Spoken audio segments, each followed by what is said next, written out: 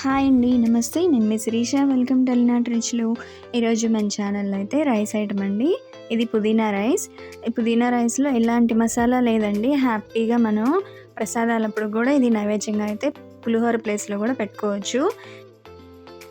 చాలా బాగుంటుంది, సూపర్గా ఉంటుంది టేస్ట్ అయితే. సో అది ఎలా చేయాలో వీడియోలోకి వెళ్ళిపోదాం. ముందుగా అయితే నేను ఒక కట్ట పుదీనా తీసుకున్నాను. శుభ్రంగా వాష్ చేసేసి నీళ్ళన్నీ వంపేసి పెట్టేసుకున్నాను. మిక్సీ జార్ తీసుకొని అందులో కొంచెం పుదీనా పక్కన పెట్టేసి మిగతాది ఇలా కొంచెం వాటర్ పోసుకొని మెత్తగా పేస్ట్లా చేసేసుకోవాలి. చూడండి, ఇలా మెత్తగా పేస్ట్లా చేసేసుకున్న తర్వాత ప్యాన్ పెట్టుకున్నాను. ఒక 3 స్పూన్స్ ఆయిల్ వేసుకొని కొంచెం జీలకర్ర, 2 ఎండుమిర్చి కొంచెం వేగిన తర్వాత ఒక 4-5 పచ్చిమిర్చి సన్నగా పొడుగ్గా కట్ చేసి వేసుకుంటున్నాను. ఈ కొంచెం వేగిన తర్వాత మిక్సీ పట్టుకున్న పేస్ట్ కూడా వేసేసుకొని బాగా కలిపేసుకోవాలి.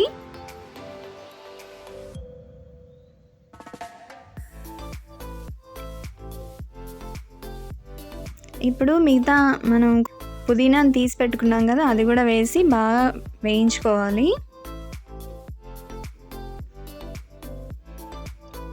ఆయిల్ అంతా ఇలా పైకి వచ్చేలాగా కలుపుకోవాలి.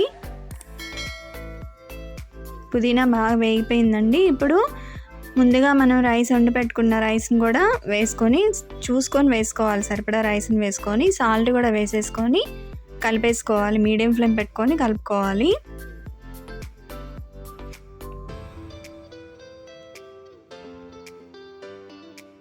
చూడండి, రెడీ అయిపోయిందండి. చాలా బాగుంటుందండి పుదీనా రైస్. అసలు ఆ పుదీనా స్మెల్ కూడా చాలా బాగుంటుంది కదా, ఫ్లేవర్ కానీ. సో మంచి హెల్దీ రైస్ అనమాట. సో మీరు కూడా ట్రై చేసి ఎలా వచ్చిందో కామెంట్ చేయండి.